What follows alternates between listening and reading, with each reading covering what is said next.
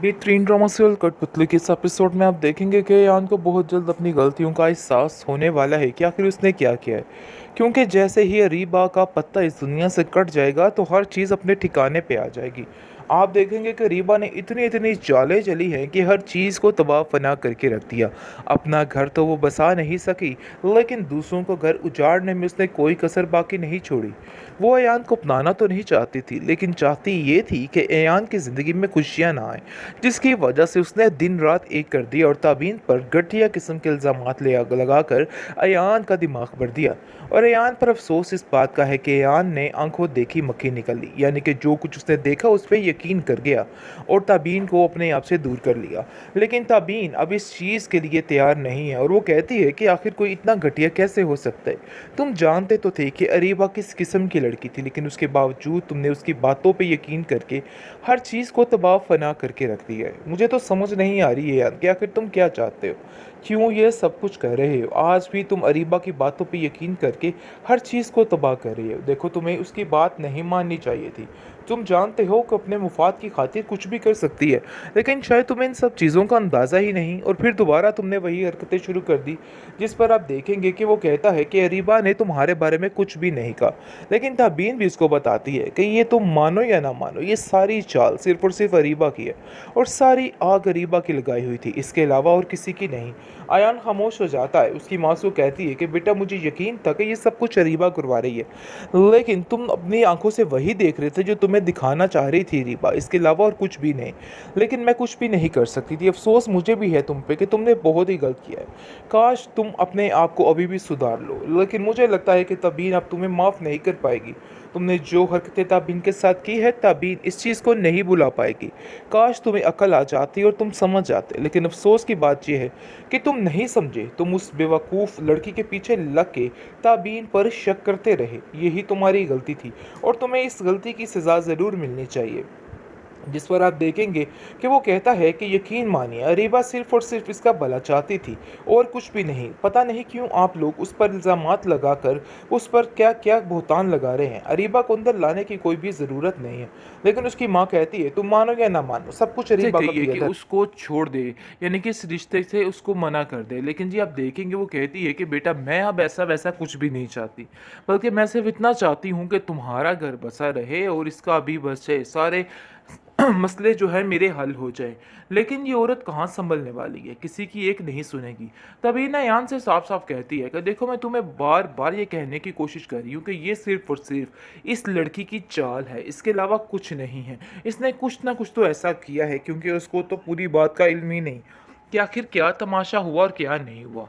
और वो बार बार यही सोच रही है कि आखिर कोई ऐसा कैसे कर सकता है। वो साफ साफ जाकर अपनी माँ से कहती है कि आप अरीबा को समझाइए, आपको समझाना होगा कि मेरी ज़िंदगी में इंटरफेयर करना बंद कर दे। बार बार आकर कोई नया तमाशा खड़ा कर देती है, जिसकी वजह से मैं खुद परेशान हो जाती हूँ। आखिर ये क्या बात है, मुझे तो कुछ समझ नहीं आ रही है।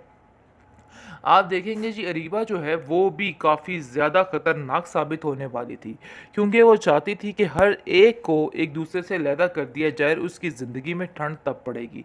लेकिन उसकी बीवी यानी कि शीरी ने सारा मामला ठीक कर दिया है और सारे इसके सबूत दिखाकर हर चीज़ खोल दी, और नान की आंखें भी खुल चुकी हैं और उसको समझ आ चुकी है कि आखिर क्या हुआ है और क्या नहीं हुआ।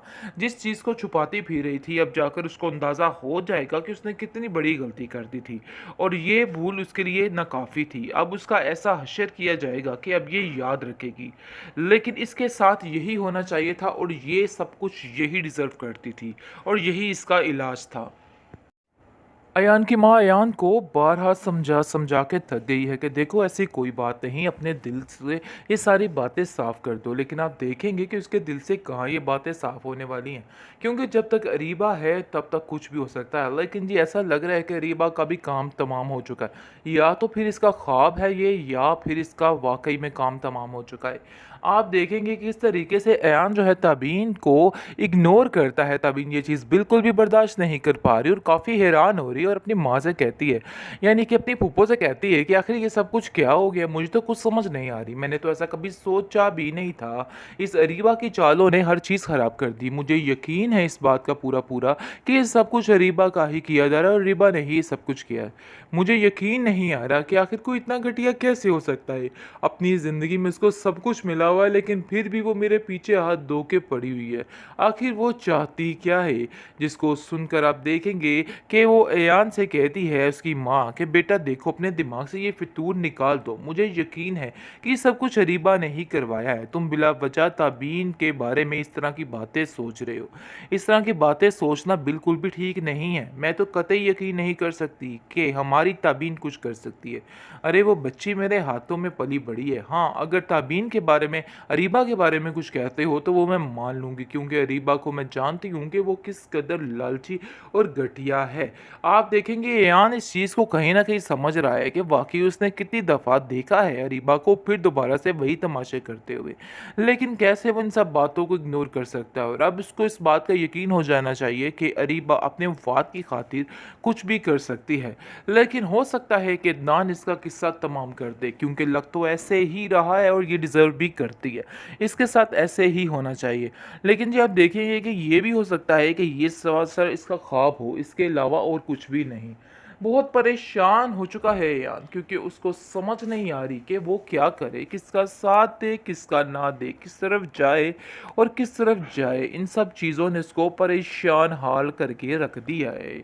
आप देखेंगे जी अरीबा जो है वो साफ-साफ अपनी माँ से कहती है कि बस जो मर्ज़ी हो जाए, मैं ताबीन का रिश्ता उसके साथ नहीं होने दूँगी और ये बात फ़ाइनल है।